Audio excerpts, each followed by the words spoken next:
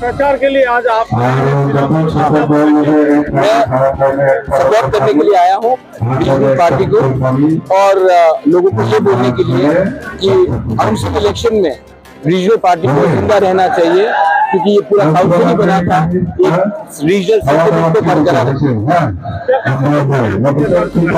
मुझे तो बहुत अच्छा पार्टिसिपेशन देख रहा हूँ और लोगों में एंथुसियाज्म भी है और इट्स द की डेमोक्रेसी जब लोग आते हैं और अपना मैंडेट देते हैं। तो बीटीआर प्रमोद बोरो चला रहे हैं, कहेंगे कैसे? मैं तो चाहता था कि प्रमोद बोरो, हंगामा और अंजलि दाइमानी तीनों एक होकर फाइट करें, तो मैसेज भी बहुत अच्छा जाता है।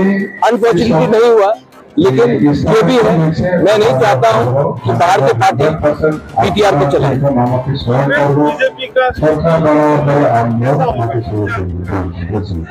वो आप उनसे पूछ लीजिए, लेकिन मुझे नहीं लगता है कि अगर आइडियली बीटीआर प्रमोद बोरो, हांग्रामा, अंजलि एक संग आते तो दोनों को एक सीट भी नहीं मिलता।